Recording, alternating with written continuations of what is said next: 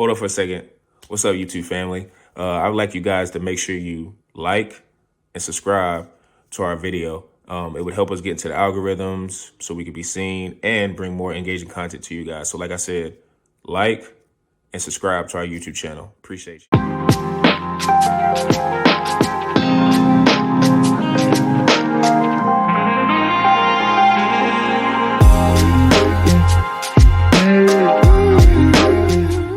And welcome to another edition of the Pick and Downs podcast. I'm your host, per usual, Sean Tyson, here with Zoo and P. Bush. How you fellas doing?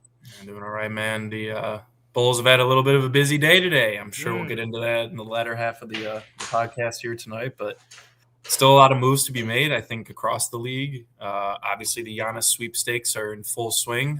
Vegas is just absolutely licking their chops at all the desperate Bulls fans placing the plus 275 to Chicago. Oh, my God. I have a feeling that he might stay. But, you know, if that's the case, man, Vegas just absolutely fleeced the Chicago betting market. And I did not partake. But Zoo and I did partake in a little Jalen Smith bet tonight, man. With Luch out of the picture. Nice 15-plus points, man, at plus 200. So, yeah. Hey, man. But we got Super Bowl this week. Sports kind of winding down on what we usually cover until the NBA playoffs pick up. But we also got March Madness on the horizon. So, should be a fun couple months. Yeah, for sure. It's funny because I had a really long meeting today. 3 hours. Jesus. Completely forgot about trade deadline was there. 3 hours later, I walk out of my meeting. I check my phone. I'm like, shit, trade here, trade there, a trade everywhere. I was like, dang, NBA trade deadline going hot. It's been a while since we had a breaking news trade that's happened, but today feels like the deadline, but it's not even the deadline. We got still like a couple more, pretty much a full day to go. So I'm just like, yeah, things are winding down up till like Thursday to go. So it's a crazy start for this week as far as trades concerned, and significant trades with former MVPs, former All-Stars, and a lot of players making pretty much interesting setup moves to potentially get that big fish. So a lot of setup trades right now. So yeah, definitely NBA come back with the transaction. NBA will always be dominant. Like the transaction in the NBA business that was dominate. We got that, and we got Super Bowl next week, pretty much coming up this week. So I'm ready, man. NBA transaction is, and I don't want to say NBA has become more of a transaction league, because you could argue with a lot of the leagues around, especially the popular ones, that a lot of the NFL or NBA or maybe even MLB, the talking points around the league versus the play on the field sometimes overshadows it. Now, we'll say out of all those three, the NBA is definitely the one where trade season, free agency overshadows sometimes even the first round of playoffs probably. But it is, I will give them credit that I want to say they moved this to this day, because I don't remember it ever being in Super Bowl week. So I will give them credit of like kind of maybe challenging the NFL, not really, but just putting on their week saying, hey, we're on your block and we're going to kind of take up some of this real estate. And sometimes you hit and miss. Sometimes you'll have a, big fish trade, or you'll have just like similar trades that are smaller trades that are setup moves. But kudos for NBA for trying to capitalize on that audience. And we'll be talking about them later in the pod. But for now, we are starting with the Super Bowl, the Seattle Seahawks, the Patriots. Nobody predicted this before the season, I would say. But these two teams have, throughout the regular season and throughout the playoffs, proven that they are willing and ready competitors. So, P-Bush, what is your, breakdown, and who do you have winning? Man, it's tough. I mean, you made a great point, though. The NBA trying, I don't know when they moved it, right, or if it aligned, but hey, man, if they moved it when they saw this quarterback matchup, they were probably like, we can definitely feast on this. Who's listening to Sam Darnold and Drake May talk in the press conferences? But, hey, we got two quarterbacks kind of on opposite trajectories in their careers at this point.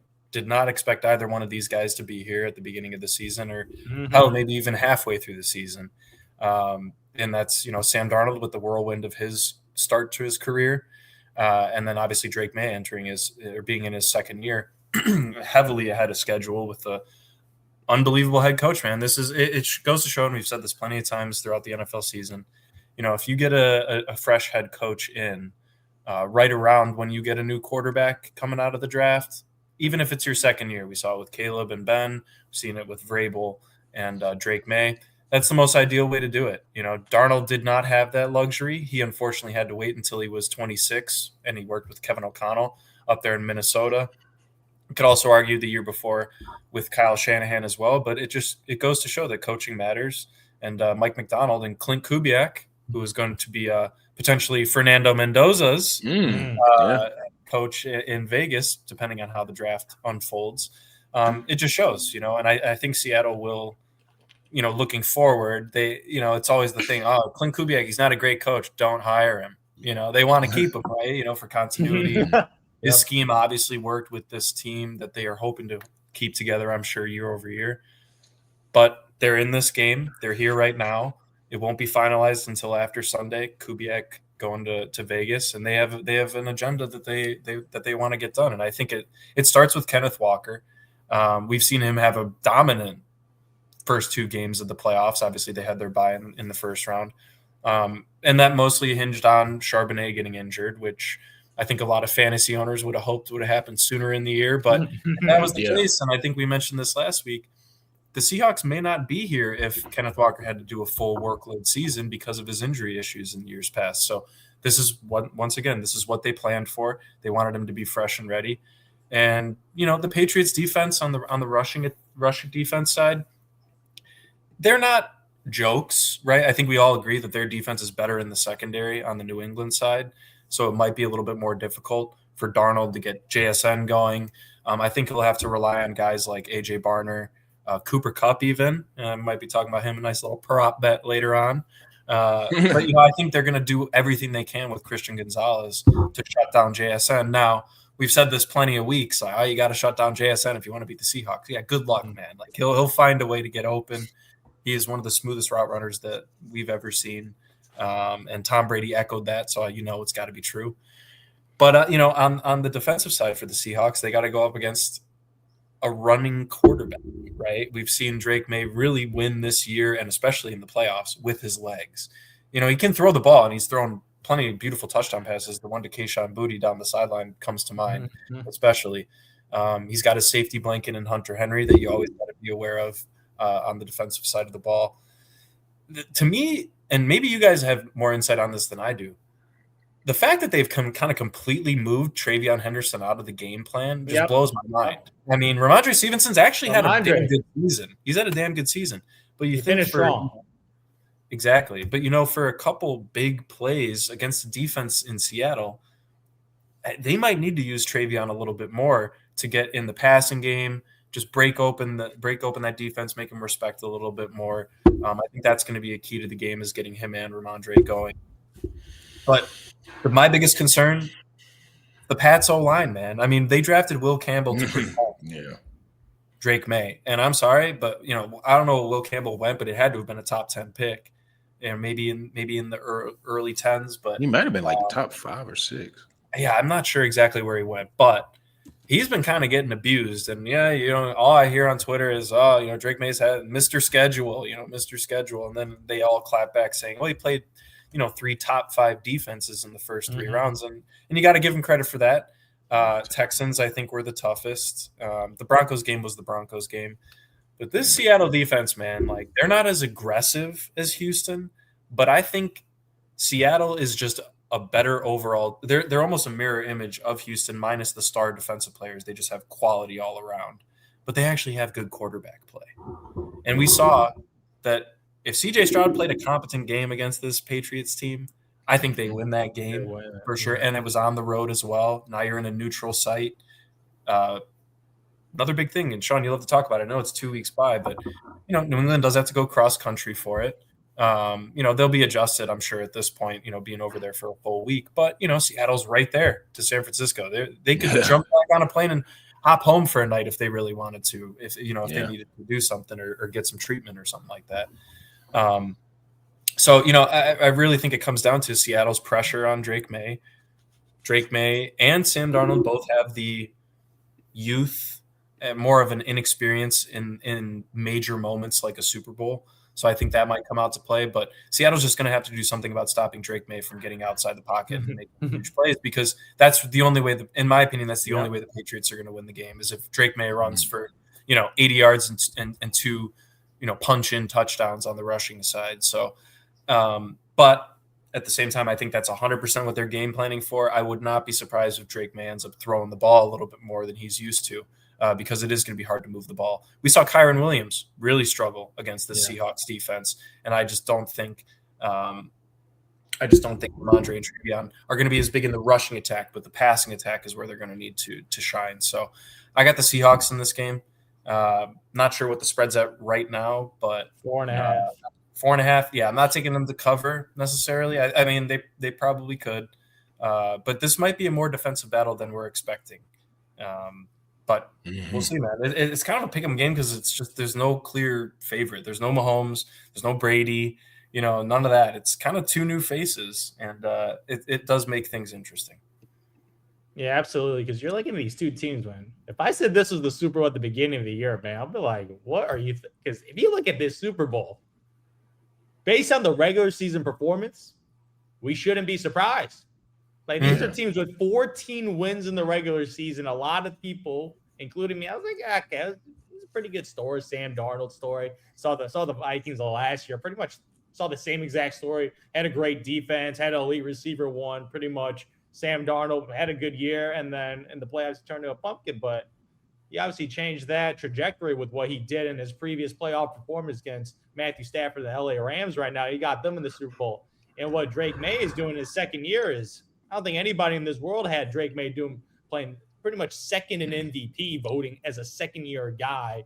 And pretty much, I don't think we should be surprised because these quarterbacks are coming in and they're just winning MVPs and making to the Super Bowl, making to the conference championship games for the last couple of years right now. Like, this has become an actual trend. So Drake May is putting him in that elite category where if he wins a Super Bowl, he becomes elite. But for me personally, like, the Seahawks for me was the best team. That's why I took him over the Rams. Even though I love the Rams team, there's just a talent on the floor, and Sam Darnold just doesn't have to make mistakes. Like, that is the only thing that they got to prevent is Sam Darnold from being too aggressive and rely on their run game against this Patriots team where they get a couple turnovers like what the Patriots defense been doing all year in the playoffs right now.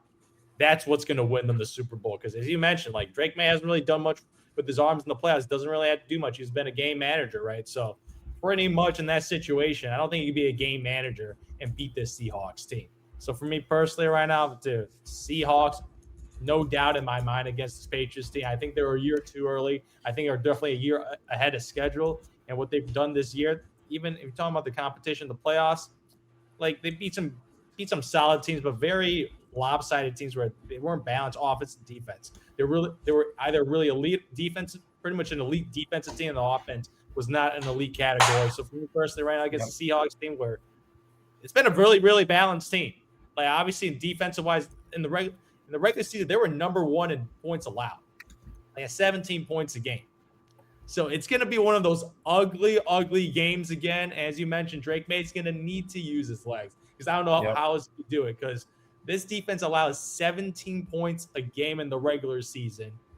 And Sam Darnold, man, it's going to be on his shoulders not to make turnovers. So if he doesn't fumble, if he doesn't throw an interception, especially a pick six that results in easy kick or a touchdown, this is the Seahawks Super Bowl to win right now, because I think they're just the better team relative to New England Patriots. And I think their path to make it to the Super Bowl was a lot more impressive than the Patriots road to the Super Bowl. So right now, they're battle tester right now. But who knows? Sam Darnold could throw two picks. Like, are we going to be shocked if Sam Darnold throws two picks, pick six, fumble, return to the 5-yard line, and they smash it with Ramondre Stevenson? Like, there's going to be 1 to 2 plays where, like, they got to recover those fumbles. Like, you got to be able to prevent these potential turnovers that just game changers for the game, because I think the defense is obviously going to show up. JSN is going to show up. So I'm still looking at the quarterback right now where he can make the Cinderella story be a beautiful story. But you don't want to turn a pumpkin and end it against a second-year quarterback right now. So it's definitely possible, but I'm definitely leaning Seahawks in this Super Bowl right now because, man, you go from Geno to Sam Darnold and you do this, you got to cash in the chip now, because what they've done this year has been impressive. Like, 14 wins. Like, in that division. In that division with multiple 10+ plus win teams. That is really, really, really impressive of what they pulled off. And obviously, Darnold went back-to-back 14-win seasons. Well, let's see you get the job done right now, buddy, because you really, really impressed me. You outplayed Matthew Stafford. Okay, now you gotta outplay a second-year quarterback right now in Drake May, who he's coming in a little not 100%.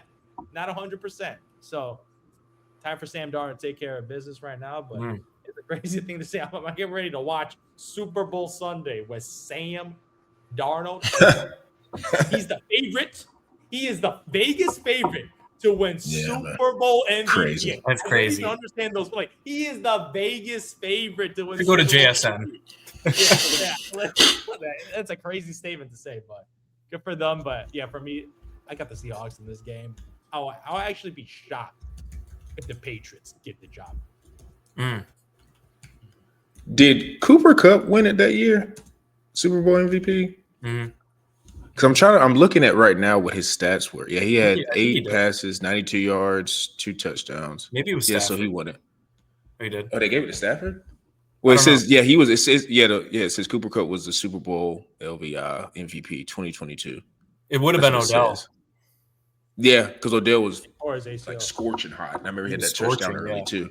Yep. So JSN I feel like would have to be in that range maybe to potentially take home the MVP because they do whatever they can to give it to the quarterback. And Sam Darnold being a Super Bowl MVP is very jarring for a lot of people who are following the NFL because it's just like it's just not what you would have thought even maybe 2 years ago. Like maybe before he got to Minnesota. Or hell, even when he was in Minnesota, because I know he led them to a lot of wins too, but it's just like how he flamed out in the playoffs. It's like, It's like he's now possibly a Super Bowl MVP. But yeah, I agree with everything you guys are saying. I am too on Seattle. I think this kind of just really boils down to matchups.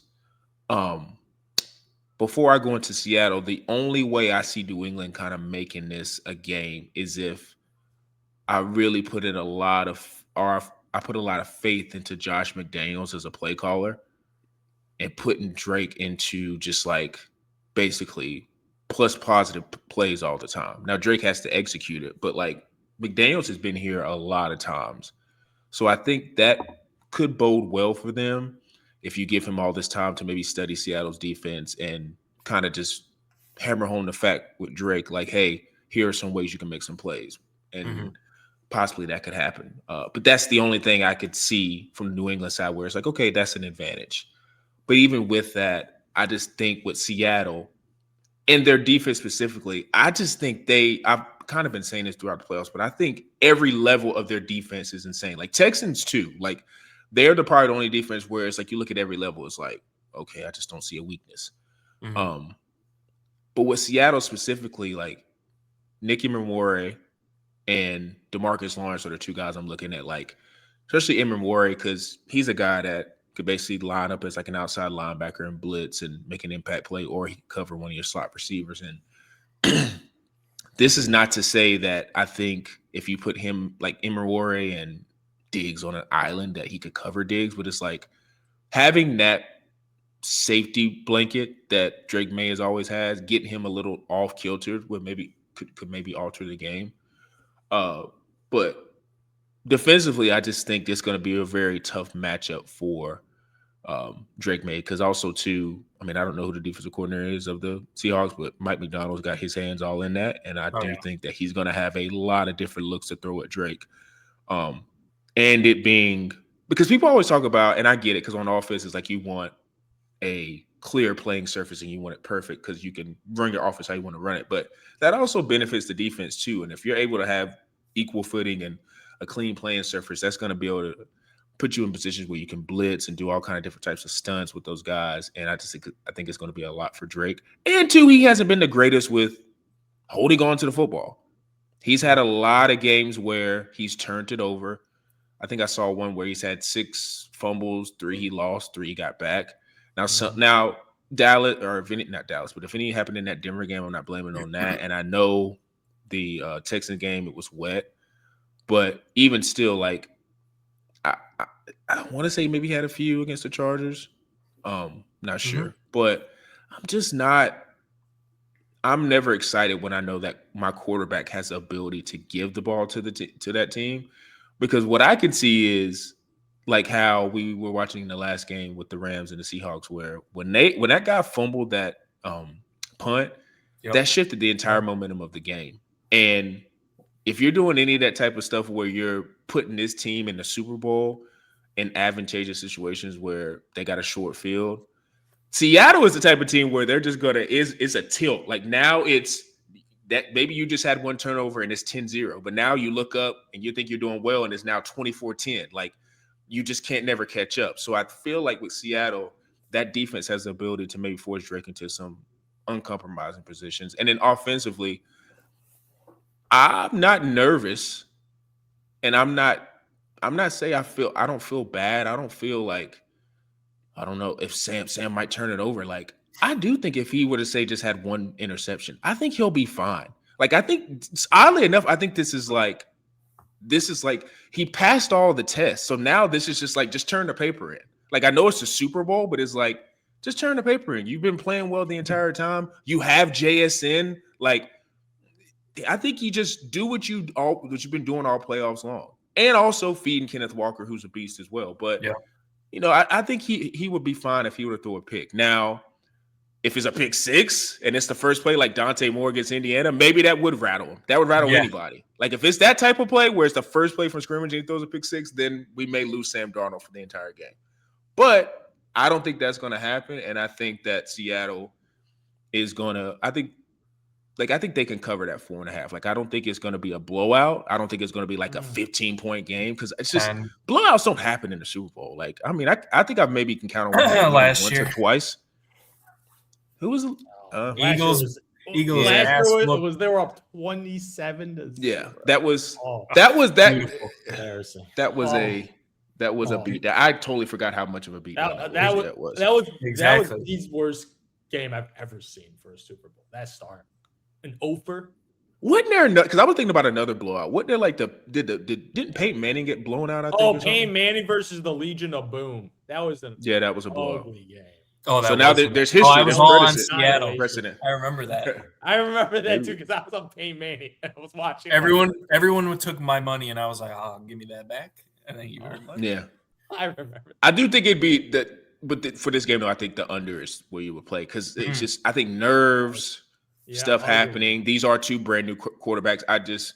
I don't see a situation where this gets into a shootout, because the defense is also too, like I've been praising the Seattle defense, but again, you got to give credit to New England's defense. Like would they have 8 or 9 turnovers this playoff? So there's a lot of different factors, and it's probably going to come down to, oddly enough, who runs the ball the best. And I think Seattle. I mean, I know I said Sam Darnold can win you the game, but I also think Seattle has the best back. And Kenneth Walker has been undervalued. He's been undervalued. He can catch out the backfield. That last drive that I was giving Sam Darnold praise for, Kenneth Walker is making a lot of big plays on that drive as well, too. So, I think I got Seattle on that one, and we'll see. It is a lot of people picking Seattle, and it's just, I don't know, man. Sometimes it just doesn't go to. It never goes the way people think.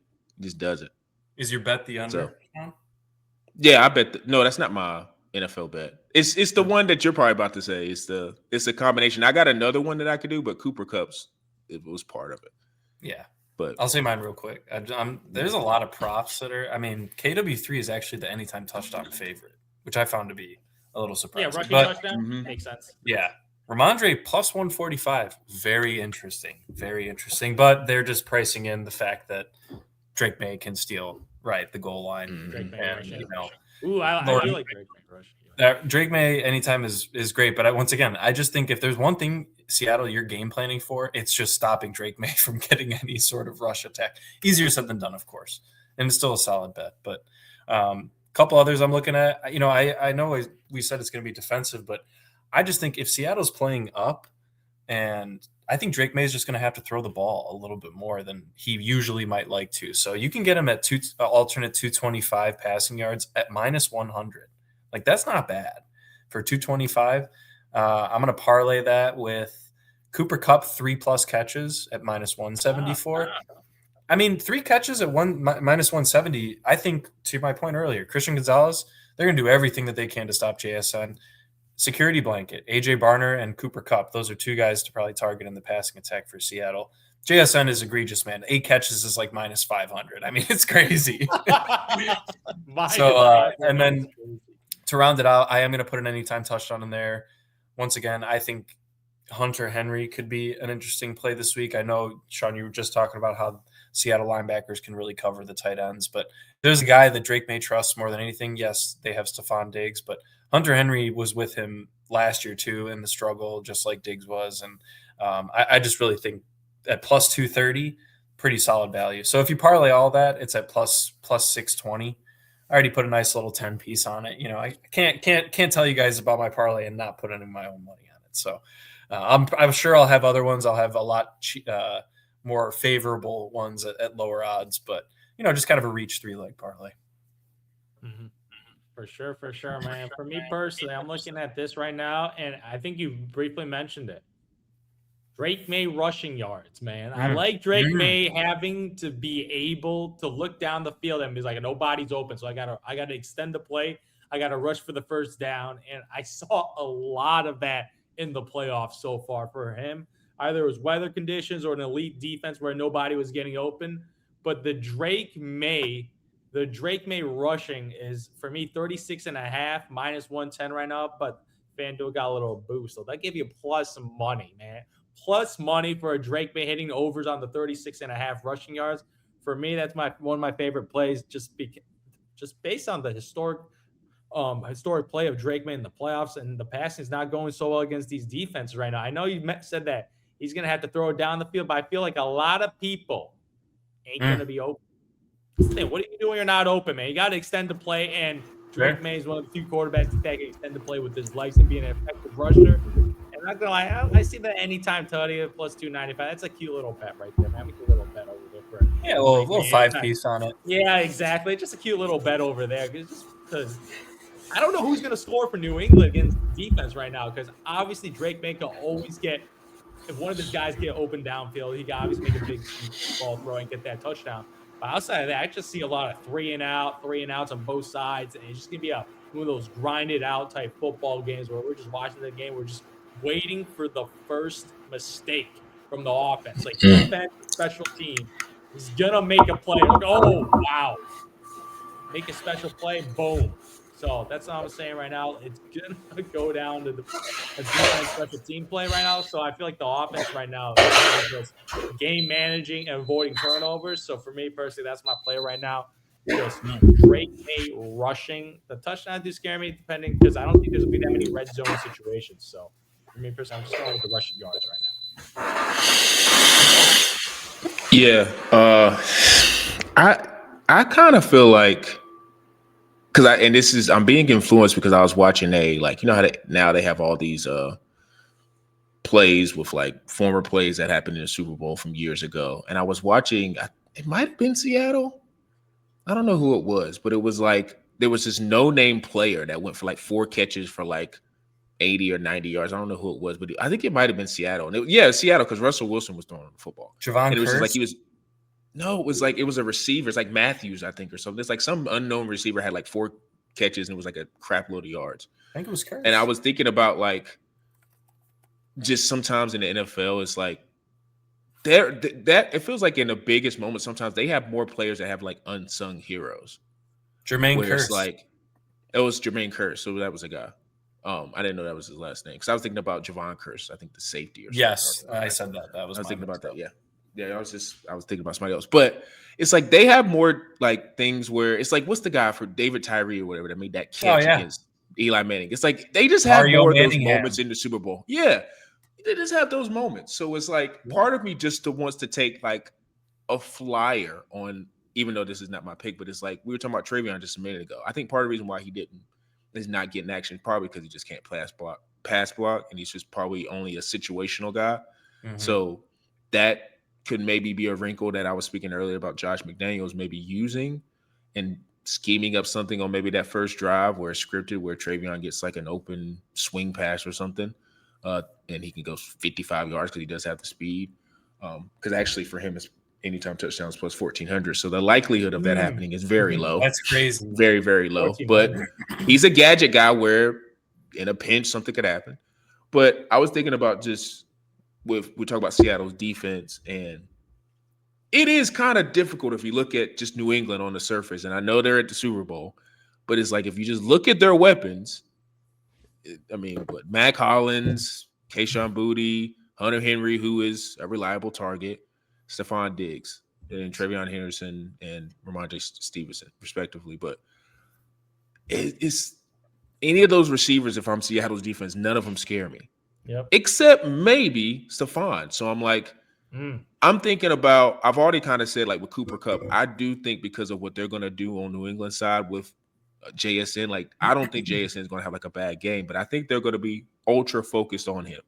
And again, Cooper Kupp is not the guy who won the MVP in 2022, which is crazy that it was only a few years ago. But and you could kind of say he's more of a show of himself now. Oh, yes. But I do think it does matter that he's on this stage, and he did make, for confidence-wise, he did make that catch on, I think it was second or third down, whatever, to get that first down, and that was a big moment for them to win the I guess on their way to winning the game.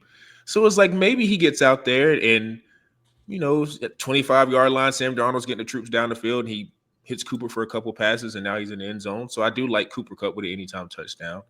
And I'm battling of like just maybe looking for another like crazy prop to add to that. But part of me too just wants to put Stephon down because I do think for anytime touchdown, because I do think Stephon Diggs is still, if it's 3rd and 7, Drake is looking for him. And I think he is good enough still to get open and possibly get into the end zone. Now, part of that is I can't really think of like any of their downfield weapon guys, like maybe Boutte. But with Seattle's defense, I just don't see like a 65-yard bomb down into like I just don't see. It'll be Rashid Shaheed that does it. I'm telling you. Yeah, Rashid Shaheed is another guy for Seattle. 400. And yeah, he's another guy. What is his? Does he have? So that's just for. Does he have like for special teams? What's his odds for special teams touchdown? Is it just anytime? Is his anytime is because on mine is his anytime is 360. But I was wondering if there's anything. I wonder if it was anything like if for him specifically with like special teams. But yeah, for me, it's just like I said. I think I got Cooper Kupp anytime and Stephon anytime, which that would put me at plus 1097. But I mean, honestly, if you did those two, and it's like you got plus 1097, like you got two guys that need to score a touchdown, and it's like, could you just be like chance it and be like, screw it, let me just do Travion anytime touchdown? Because again, the unsung hero part. That I feel like that may be more of a possibility. It's at 490. Yeah, like that could be way more of a possibility than, you know, those two because you need two guys to get it. No Pop Douglas love? Come on, man. Love the name. He was a great guy off my fantasy bench, but years ago. 14-team league. Yeah, for sure. He was deep in the trenches. He'd give you about 3 catches to get you over the hump. But yeah, those are the only guys I'm looking at because, like you said, if you want to buy into Drake may be in turnover prone, you could maybe put in a selection with Seattle getting a touchdown, but that had to be like a pick 6 or like a sack fumble. Yeah, because none of those guys, nothing else on here. Like I'm like, oh yeah, that's a. I got the rest of you are just like Sam Darnold rushing touchdown plus 850. that has to be like a broken down play because I don't even I can't even picture. Yeah, like something crazy like that, which is possible. But do they even do that? No, they do it with Barner, which makes him interesting because Kenneth Walker is not a great goal line back, but Barner's at plus 240. And he's a red zone guy. I mean, him and Hunter Henry, I went back and forth on for anytime touchdown. I think either one of them, but or I think I was telling people about the Jake Bobo. They got his whatever the Jake Bobo touchdown. Maybe that's a guy plus 1100 unsung hero guy. He does catch a lot. Vegas learned he was 1400 last game. That could be that actually might be a better play than the Travion Henderson because it's just like Jake Bobo probably would get 3 catches and just stupid stuff like just like he's got 3 catches already. But that's the thing about the Super Bowl, man. It's like this is probably the one like sporting event where it's just the betting portion of it. I don't know. I just don't know. Like there's not any like one I feel confident. Yeah, because it's just I don't know. Neutral. I don't think there's a concrete. Yeah, it's neutral. So, but if you're a better of NFL, this is the last one you can get your fix in. So better figure it out. Zoo's placing his futures on Monday morning for next year. You know, I do love a good futures. I would look at them too. But yeah. So congrats to Seattle. Congrats to New England for getting this far. We'll see how this plays out, and hopefully, any of these bets that we told you, they may cash out. So we'll see. But transitioning to our last topic of the day, we will be focusing in on the NBA trade deadline. Right before we got on the pod, we saw that James Harden got dealt for Darius Garland in a second-round pick. So that was pretty intriguing, and I think most people and most fans are looking at. I don't know what is it like a specific time tomorrow that the deadline is over. I don't know if is it tomorrow or is it Thursday? Thursday. So it's I don't know what the specific day is or not day but time. But I think most people are buying their time to see if the big fish in Giannis gets 3 p.m. Eastern on February 5th. There you go. Thursday. Okay. 3 p.m. Eastern. So most people at that time crazy. Tomorrow night might be crazy. Yeah. I think there's going to be a lot of dumps of minor trades. And like I said, we'll see if Giannis actually gets moved. So, Zoo, what is your thoughts so far of the NBA trade deadline and if there's anything you're maybe predicting that will happen? Right now, I'm looking at some contenders making some move right now because I'm looking at this team right now. And Detroit right now, when you're usually the number one seed at 75 win percentage, you're usually kind of chilling, right? You're like, my team is awesome. I'm not really making some moves right now, but they made like a baby move to get a Kevin Huerter. I'm like, that kind of scratching my head a little. I don't really understand because I know the Red Velvet can shoot some threes sometimes, but that guy's a 31% three-point shooter. I'm sorry. He's a 31% three-point shooter. Looks can be deceiving, man. He is not Kyle Korver. He's Kevin Huerter, man. So I'm not sure what the situation was that, but this is like a huge trade for them because they pretty much just said, we weren't going to extend Jaden Ivey. He's not part of our future. We weren't even going to give him an opportunity to show himself this year coming back from injury to be like, this guy's a main core piece. And they're like, he's not part of our future right now. So that I found really, really interesting because I thought Jaden Ivey coming out of school was going to be an awesome player. Last year, derailed by injuries. He was averaging 17 points a game. Like, he was putting up some really, really good numbers. But after this injury, it's definitely taking a toll on him because he went from averaging 17 a game to 8 points a game.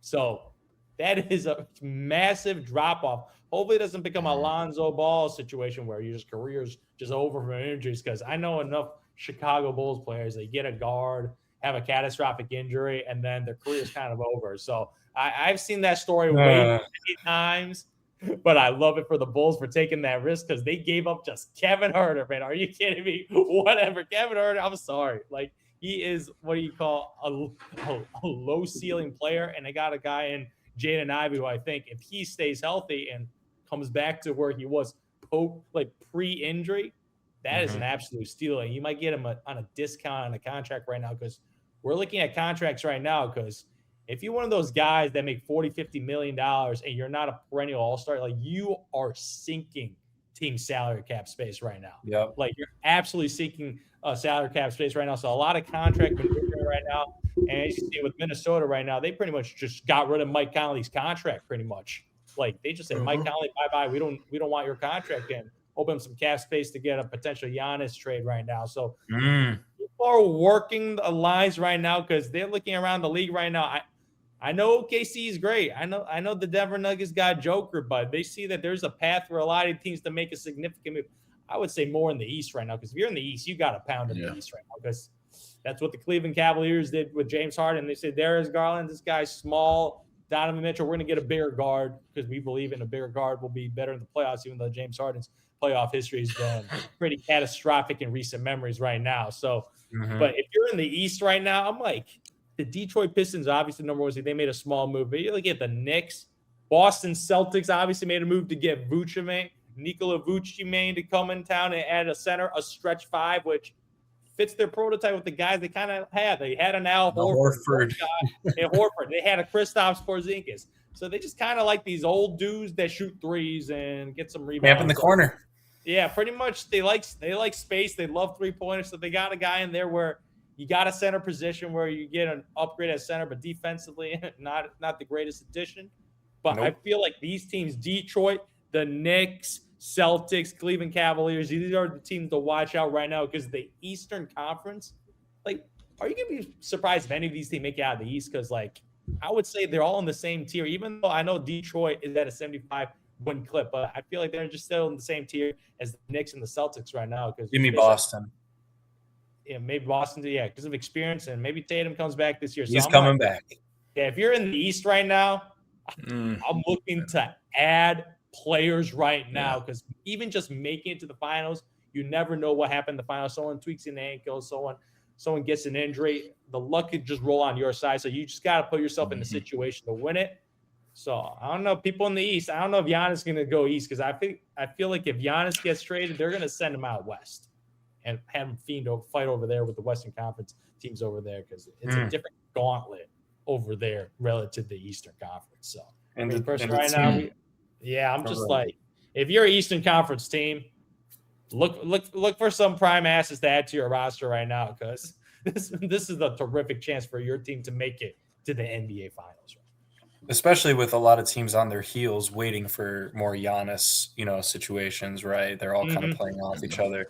I mean, I think of all the teams that could put together a decent package for Giannis, because the Bucks, here's the thing with the Bucks, every time they trade, they like quality players back. I feel like they enjoy quality players more than they do draft picks. Not saying that that's how you should do a rebuild and trading your superstar former finals MVP. I'm not saying that that's a winning mentality, but it just based on their track record, they like to get quality players. And you're talking about a team in Minnesota.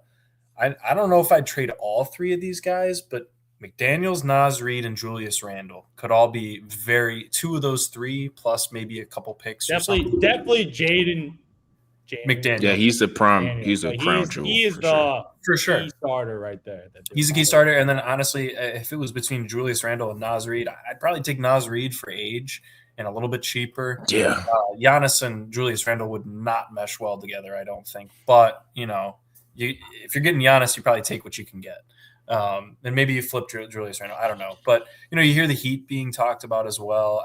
With Tyler Hero being banged up in and out all year, I just don't know why you go all in for him. And the Heat have never been ones to really make a huge trade at the deadline. I mean, they made some moves here and there, I think with Oladipo a couple years back before he got his career upended. But, the Giannis stuff, I mean, it's just a complete rumor mill. I honestly also wouldn't be surprised if Milwaukee holds on to him and trades him in the offseason. Because otherwise you're just getting a bunch of expiring contracts that, if the guy plays great for the next 7 weeks, are you going to pay him? Like a Kobe White. I'm not saying the Bulls would trade for him, Zoo, but like if he was like in a package and Kobe White and Matas Buzelis and all that, if Kobe White just started balling out because Kevin Porter Jr. has been banged up a little bit, do you pay him? Like, you're just putting yourself in a precarious situation. Whereas wait till the off season, you can do it right before the draft in June, post finals and just kind of see where things are at. But I mean, you covered it, Zoo. I agree. I think the Pistons, I like the move for right now, but they're kind of also just stacked as a team in a depth sense. And I just don't think we said this early on when they drafted Ivy.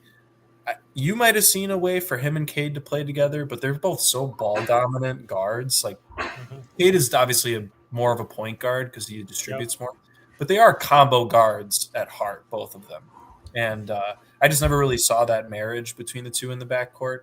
Obviously, injuries didn't allow us to end up seeing that come to fruition, really. But I love that for the Bulls, man. Hey, I'll take it. And I'll take, Anthony Simons too. Look, I think he's a solid player. He averaged 22 like 2 years ago. He's not a bad player. Yeah. Does have a little bit of a bloated contract. We'll see how that ends up playing out. It's expiring though. That's the thing. It's expiring. Okay. Yeah, it's an expiring contract. So you see how it is there and if you extend or not. You can exactly. So you have a little bit of flexibility there as the Bulls, but hey man, there's a team who is not in contention. I mentioned Deshaun pre podcast. I don't know what it is, and I've always kind of loved watching the Memphis Grizzlies play. Zoo knows I was a huge Grizzlies guy way back in the day when, with their grinded out Zach Randolph teams. But that organization just knows when to attempt to go all in. It didn't pan out because of whether Ja Morant injuries or just, running into better teams, right? Stacked teams like we saw with the Warriors, etc. But then they also know when to cash in on the players that they have, knowing wholeheartedly that they are one of the best drafting teams in the NBA. They hit on almost every single one of their picks, not stardom level necessarily, but quality pieces. We've seen it for years.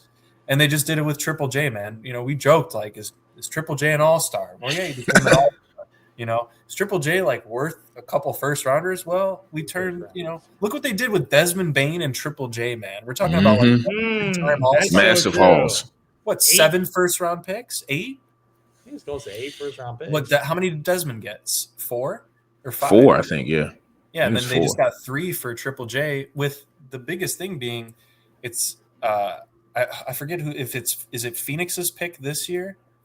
I have it written down. Yeah, no, it's Lakers pick in 27. Then they have the most favorable between Cleveland, Minnesota, and Utah that same year. So they'll have 3 picks in 26 or 7. And then they also just have a 2031 Phoenix first-round pick, which, based on that team's trajectory, that might be a very juicy pick in years to come. So, look, man, the Grizzlies, they're not in contention. They might be scraping the play-in. I highly doubt that they'll make any sort of noise. They just poise themselves to give it another run. And Sean, you made a great point earlier that they kind of have that luxury as a smaller market team, and it's the only major sports team in Memphis. The fans are going to back them either way, knowing, and I think you also said this, that your team drafts well. So getting draft capital to a team like that is actually worth a lot. So Triple J wasn't going to bring this team to the playoffs. He wasn't going to be a cornerstone, number 1 overall guy, especially with Ja Morant being out. So why not flip him? They just took a bunch of contracts, like 3 or 4 guys from the Jazz, I think, and then you load up on first-round picks. I can't blame him for that. And one thing about that is, what Utah Jazz is doing is they have a front court where that's actually kind of nice. You got Lauri Markkanen and Jaren Jackson. Yeah. Lauri Markkanen is averaging 27 a game. That's a crazy thing to say, because Lauri's averaging 27 a game. Triple J was a DPOY guy. You got your front court of the future. If you get lucky with this draft and able to get one of those 3 guys, particularly the guy in Kansas, Darren Peterson. Yeah. Oh, yeah, you get that. Particularly him. Okay, you're done. That's your core. Yeah. That's your core, right? So, especially with this type of draft where, oh, my God, this is the year to tank like no other year to tank in my God. This is the year, man. I'm seeing the talent of freshmen putting up 23 points, 22 points a game in college basketball, easy, on elite efficiency. I'm like, Jesus Christ! This is the year to get. If you get one of these guys to blend your young core, okay, we're done tanking. We're done tanking. Well, now we can use these guys and start moving forward. But this is the year. Utah's record not that good. I don't think Jaren Jackson's going to help out that record at all. No. I feel like what they're doing right now is we're getting some assets where we got some talent now. You hit on that first round, you get a top 3 pick. Okay, now we're cooking. Now this is how you rebuild correctly. Where Danny Ainge.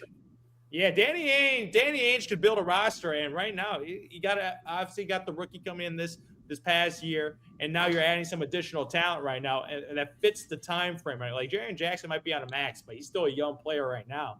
So I really, really like this move where you cash in some of your chips to get a guy who's a defensive star that pairs with Lauri Markkanen. I think they pair very well off each other. Right, one's a more defensive guy, one's a more offensive guy right now. So, man, that is a very, very good trade for another, I think, potential. This is another young core in the Western Conference again, where they're building something where I see a path for them. Next year they get a high draft pick. Okay, now we got the core that we can move forward with. So, just the Western. And Zoo, that's this year, right? And then they own all the picks next year too, which is crazy. They could flip that at the deadline in a year and bring in some quality players. Or use the picks. That would be what they would have to do. It's all contingent on them getting specifically in that top 3.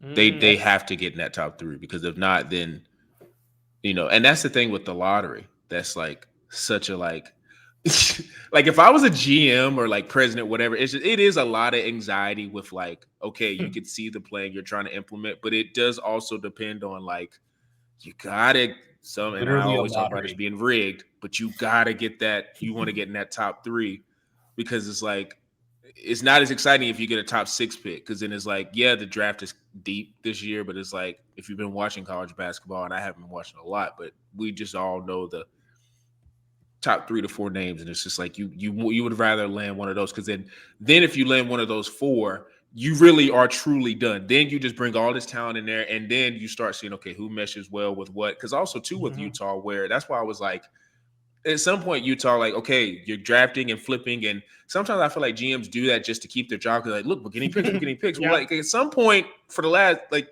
however long it started with Walker Kessler, Laurie Markkinen being like the first of that, and you got all those guys after that.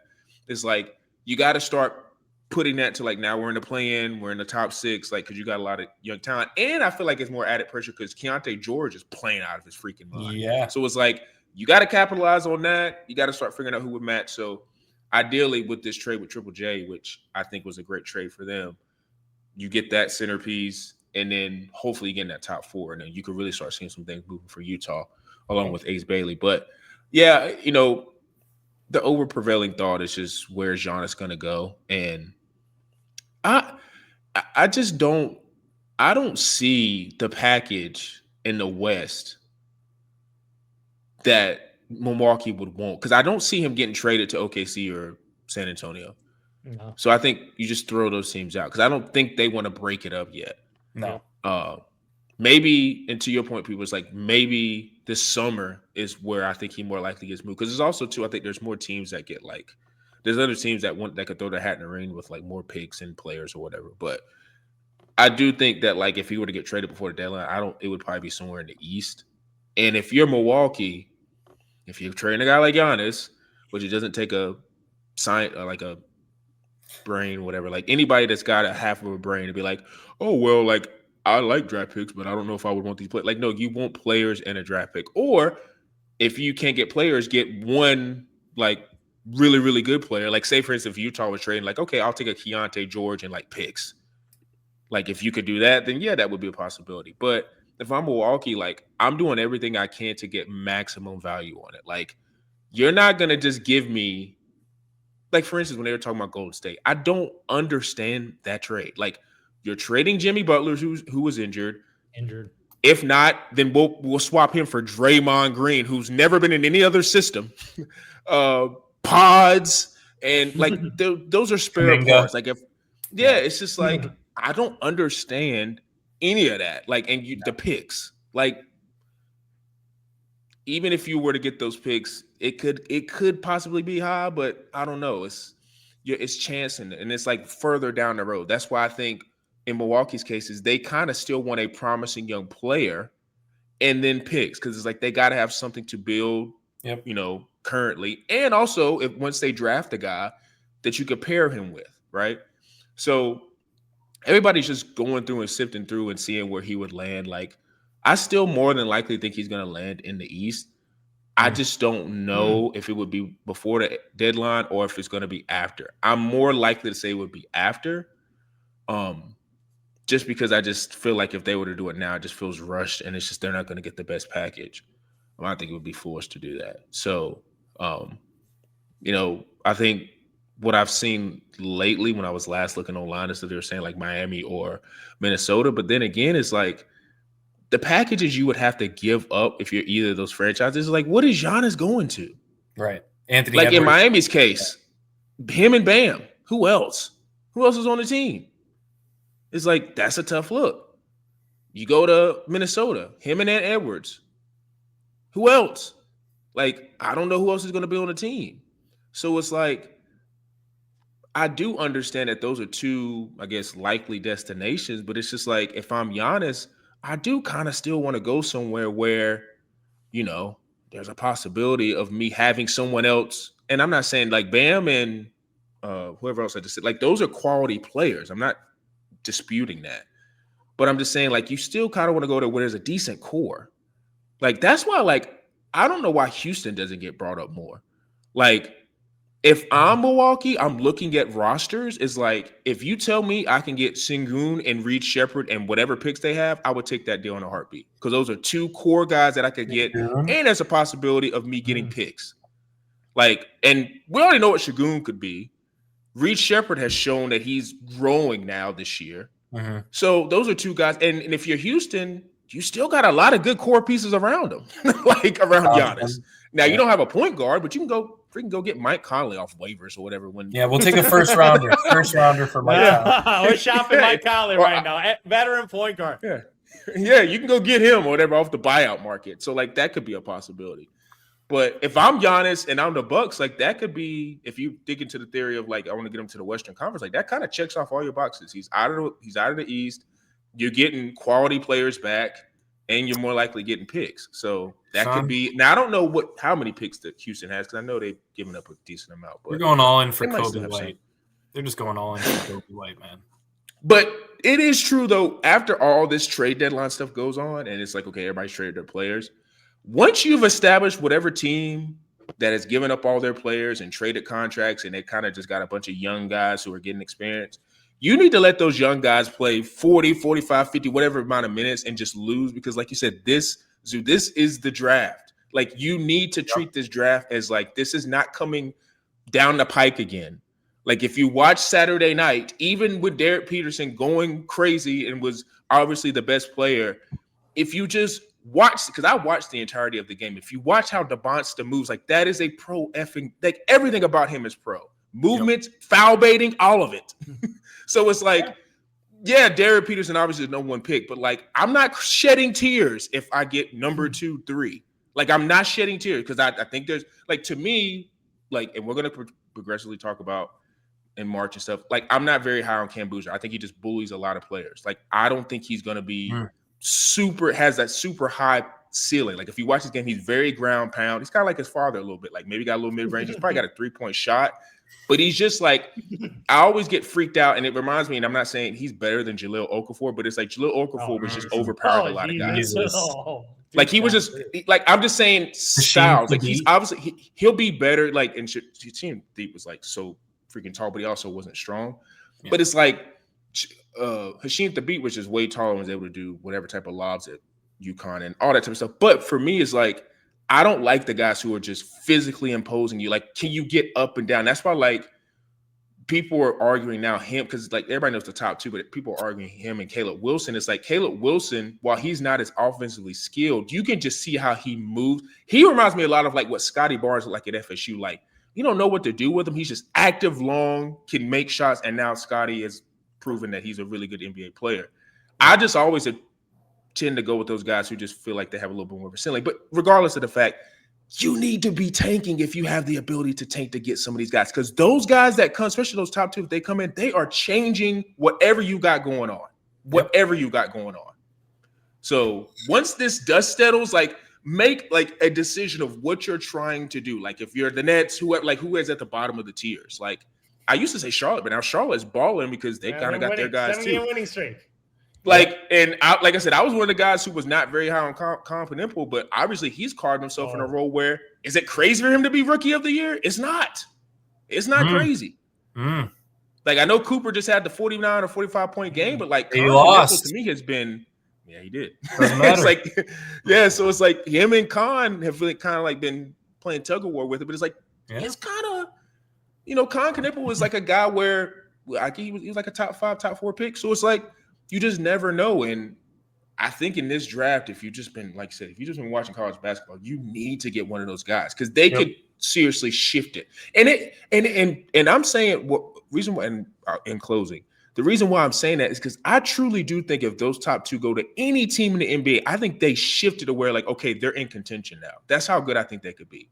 It's not like if Darren Peterson were if he were to go to the Nets, I think the Nets could make the play-in or maybe make the playoffs the next year. That's how talented he is. Him and MPJ.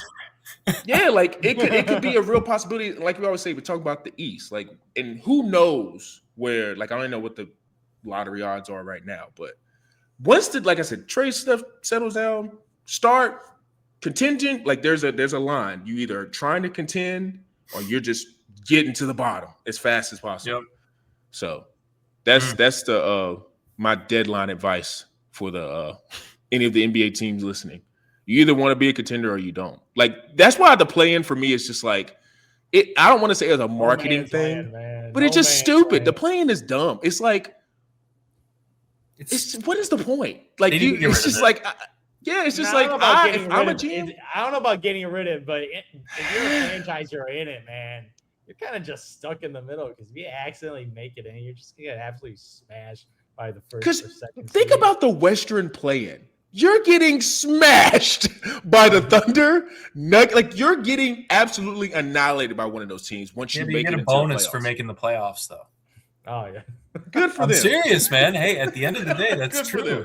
Hey, man, if I get $100,000 bonus and I get swept by OKC and I'm 22 years old, sign me up, man. Very true. Very true.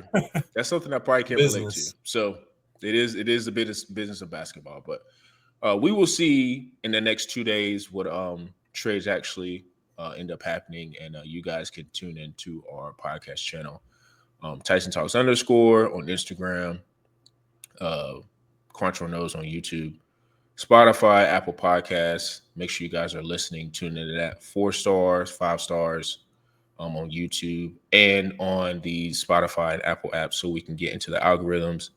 Like I said, NFL winding down basically this Sunday. We'll be transitioning to mainly full-time NBA stuff and whatever, I guess, minuscule stuff. I guess the drafts in April, which will probably sneak up on us. But like I said, people I think mentioned it. March Madness is going to be right around the corner. Got about a month left. Oh, yeah. So make sure you tune into all the socials to get the 411 on that. And for me, Zoo and Peebush, we are out.